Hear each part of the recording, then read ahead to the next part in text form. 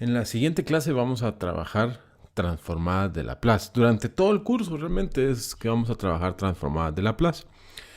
En el caso de este video lo que vamos a hacer es que vamos a demostrar de dónde viene la transformada de Laplace o cómo podemos pensar de qué es la transformada de Laplace. Entonces, para hacer eso vamos a necesitar recordar algunos temas que tenemos de otros cursos y vamos a iniciar primero recordando qué era la serie de Taylor. Entonces, la serie de Taylor nosotros decíamos que era la suma de n desde 0 hasta el infinito de una sucesión a sub n que variaba según el índice de la n y teníamos x elevado a la n. Y esto era igual a una función a de x. ¿Está bien? Eso era nuestra serie de Taylor. Realmente esta es la serie de Taylor, o también se conoce como la serie de Maclaurin porque está centrada en 0. Nosotros lo que vamos a hacer es que le vamos a hacer un pequeño cambio a esta serie. Bueno, realmente no es tan grande el cambio, pero en lugar de usar la notación de sucesión de a sub n, que es la que usualmente usamos, nosotros sabemos de que una sucesión realmente es una regla que asigna a un número entero un valor real. Entonces vamos a llamar a esto como que es a función de n. Es solo por notación y porque así me conviene para hacer todo lo que vamos a hacer acerca de esto, de x a la n, y eso es igual a la x. Entonces, una de las cosas que tenemos que notar es de que este lado, o esta función a sub n, es una función discreta. Cuando esta que está aquí, esta función que está acá, esa función ya no es discreta, esa es una función continua. Decimos discreta y continua porque, por ejemplo, en este caso esta es una función donde n puede tomar valores de 0, 1, 2, 3, 4, ¿sí? Son números todos enteros, o sea que es discreta. Esta es continua porque esta variable que está acá, que es x, es una función que pertenece al intervalo de menos infinito a infinito. Es decir, puede tomar cualquier valor real. Por eso es que decimos que es una función continua. Y si recordamos un poquito acerca de la serie de Taylor, podemos ver de que si nosotros tenemos aquí nuestra función a sub n, y aquí vamos a poner cuál era el resultado en x. Si nosotros tenemos aquí que esto es 1, si esto es 1, entonces la función o la serie de Taylor me convierte ese 1 en bueno, lo podemos escribir como la suma. Voy a escribir solo n de 1 por x a la n. Y esta sabemos que converge a 1 sobre 1 menos x, con la condición de que esto es cierto si el valor absoluto de x es menor que 1. Eso es una de las muchas series de Taylor que trabajamos en nuestro curso de series, ¿no? Ahora, si nosotros vemos ahora y hacemos otro cambio, ¿no? Que sería la función, hagamos 1 sobre n factorial. En ese caso, estamos convirtiendo la función a, escribámoslo, la suma de n variando de 0 a 1, de 1 sobre n factorial por x a la n, y eso es igual a e a la x. Y esto es cierto para x en el intervalo de menos infinito a infinito. O sea que esto converge para todo real. Entonces aquí es donde podemos ver que en la serie estamos siguiendo de una función discreta a una función continua. Eso es lo que hace nuestra serie de Taylor. Bueno, entonces, ¿qué tiene que ver esto con la transformada de Laplace? Entonces lo que vamos a hacer es que vamos a ver cuál es el análogo en continua, en variable continua, de la serie de Taylor. Entonces, para hacer eso, hagámoslo aquí. Nosotros tenemos la suma. Cuando nosotros estamos hablando de variable continua, en lugar de hablar de suma, hablamos de integral. Entonces tendríamos, vamos a poner aquí, la integral desde 0 hasta el infinito. Pues la suma va de 0 al infinito. Y ahora, en lugar de a sub n, bueno, pongamos a sub t, con la condición de que nuestra t, esta t, es ahora un valor real cualquiera. O sea, es una variable continua, entonces sería de menos infinito a infinito por x elevado a la t de t. O sea que cambiamos la n, que es una variable continua, ¿verdad? Es una variable discreta, a una variable continua que le estamos llamando t, que puede tomar cualquier valor real. Y en lugar de la suma estamos poniendo la integral, que es el caso continuo de la suma. Y ahora tendríamos nosotros esto igual a de x, ¿verdad? Una función de x. Vamos a marcar eso. Ese sería nuestro caso del análogo continuo de la serie de Taylor. Pero nosotros sabemos de que esta integral nosotros no la podemos, no es usual que la trabajemos de esa manera, ¿no? Porque como está el integral con respecto a t, este valor que está acá, que sería el x a la t, ese es para la integral un valor constante. Entonces tenemos una constante elevado a la variable. Y nosotros preferimos realmente integrar cuando esa constante es la exponencial. Entonces quiero que hagamos ese cambio.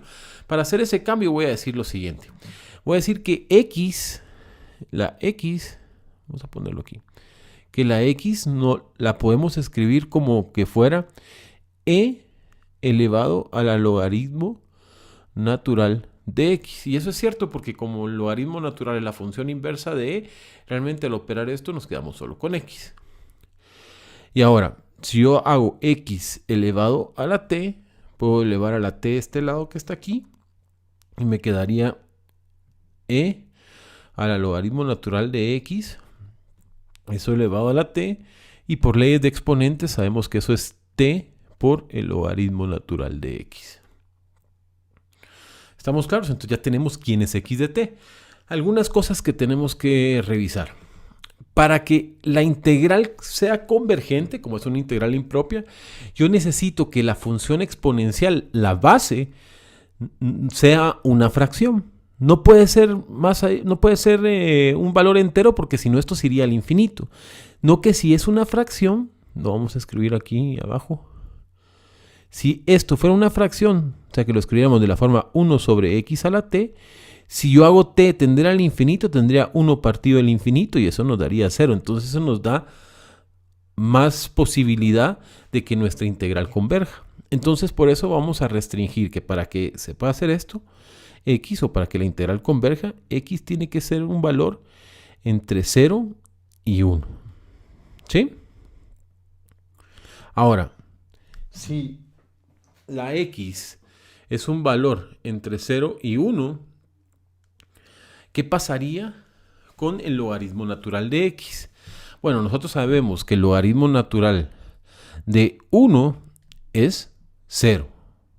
Pero el logaritmo natural de 0 es menos infinito. Entonces, si estoy yendo de 1 a menos infinito, perdón, estoy yendo de 0 a menos infinito, lo que yo sé del logaritmo natural de x es que el logaritmo natural de x es un número negativo, o sea que es menor que 0. Esto es una implicación del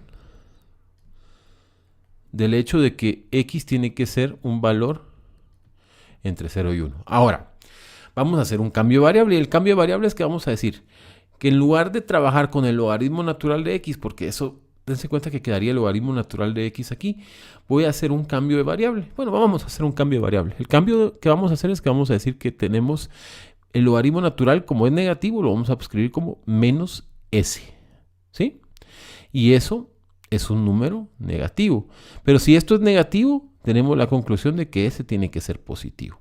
Entonces, esta es una de las restricciones que tenemos. Ese tiene que ser positivo para que esta integral converja, porque entonces, como lo estamos cambiando por el logaritmo natural de x, entonces por eso estoy poniendo el signo menos y forzando ese a que sea positivo. Y eso hace obvio cuando sustituyamos que va a converger la integral, o por lo menos eso esperamos.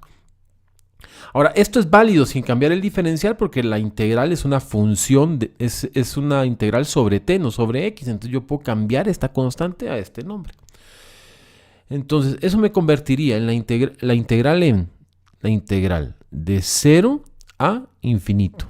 En lugar de usar la función a, como es más natural, no estamos acostumbrados a usar a como una función. Entonces voy a poner f, pero eso no pierde, solo estoy cambiando el nombre de la función, pero es exactamente lo mismo. A f de t. Ahora, x a la t lo tenemos escrito como e a la t por el logaritmo natural de x, pero el logaritmo natural de x es menos s. O sea que esto quedaría e a la menos s t por dt, y eso es igual a f mayúscula de s. Y esto, señores y señoras, jóvenes y jovencitas, es lo que nosotros definimos como la transformada de Laplace, ¿sí? Es esta integral. Esa es la integral que vamos a resolver. Y esta sería nuestra definición de la transformada de Laplace. Si se dan cuenta, lo podemos pensar como que es el análogo continuo de la serie de Taylor. Y de ahí viene la transformada de Laplace. Si se dan cuenta, es una transformación integral, pues tenemos una integral. Y otra cosa que tenemos que notar es que se llama transformada, porque si lo ven así, yo tengo aquí la transformada de Laplace. Vamos a usar de notación una L, ¿verdad? Y está entrando una función de t, y lo que está saliendo es una función de S. Si se dan cuenta, al pasar por la caja negra, que sería el operador, que sería lo que acabamos de trabajar, nos cambia la variable. Estamos yendo de la variable t a la variable s. Cuando nosotros sabemos de que eso no es lo usual. Por ejemplo, si nosotros tenemos la derivada con respecto a x de una función, pongamos con respecto a t. Aquí entra la función de t, pero de este lado lo que sale es f' de t, o sea, una función de t también. Entonces, este caso, que sería nuestro caso B, no es una transformada, es un operador. En el caso A, nosotros tenemos una transformada porque estamos pasando del dominio, normalmente decimos que este es el dominio del tiempo, ¿sí? O sea, estamos pasando del dominio de t a el dominio de s, que le decimos frecuencia. Al dominio de la frecuencia. O sea, cambio de variable. Un operador no cambia de variable. Pero como viene de una integral, mantiene ciertas características de la integral que vamos a ir viendo poco a poco. Entonces, ahora lo que tenemos que hacer es hacer algunos ejercicios de cómo aplicar. Realmente no son ejercicios, tenemos que demostrar 7 teoremas muy importantes para poder hacer las transformadas de Laplace sin pasar por nuestra integral. Muy bien, entonces con esto terminamos nuestro video acerca del origen de la transformada de Laplace. Ya tenemos definida la transformada de Laplace. Ahora vamos a demostrar los teoremas que vamos a estar usando.